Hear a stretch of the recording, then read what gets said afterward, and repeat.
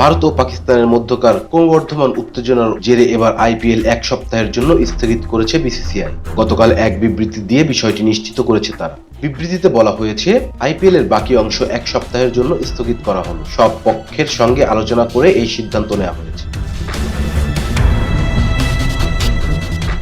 সিদ্ধান্তের আগে বিকল্প ভেন্যুতে খেলা চালিয়ে নেওয়ার সম্ভাবনা বিবেচনা করা হয়েছে। তবে বিদেশি ক্রিকেটারদের নিরাপত্তা নিয়ে উদ্বেগ। ধর্মশালায় বৃহস্পতিবার পাঞ্জাব কিংস ও দিল্লি ক্যাপিটালসের ম্যাচ মাঝপথে বাতিল হয় এবং বিমানবন্দর বন্ধ হওয়ায় শেষ পর্যন্ত পুরো টুর্নামেন্টটি সাময়িকভাবে স্থগিত রাখার সিদ্ধান্ত নেওয়া হয়। আইপিএল এর 58টি ম্যাচ ইতিমধ্যে শেষ হয়েছে।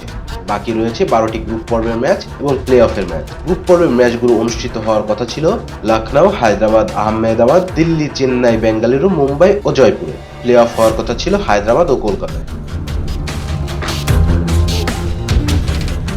ধর্মশালায় আটকা পড়া খেলোয়াড় ও স্টাফদের গোপন নিরাপত্তা ব্যবস্থায় বিশেষ ট্রেনে দিল্লিতে আনা হয়েছে। কেউ জানত না তারা কোথা থেকে ট্রেনে উঠবে। গন্তব্য সম্পর্কে কোনো তথ্য না দিয়েই তাদের বাসে করে নিয়ে যাওয়া হয়েছে। আইপিএল এর চেয়ারম্যান আগেই জানিয়েছিলেন, আমরা পরিস্থিতি পর্যবেক্ষণ করছি। এটি একটি পরিবর্তনশীল পরিস্থিতি এবং এখন পর্যন্ত সরকারের পক্ষ থেকে কোনো নির্দেশনা আসেনি। সব সিদ্ধান্তই নেওয়া হবে স্টক হোল্ডারদের নিরাপত্তা ও লজিস্টিক দিক বিবেচনা রেখে। Rezwan Islam, B Sports. Please subscribe our channel to get more information about Cricket World.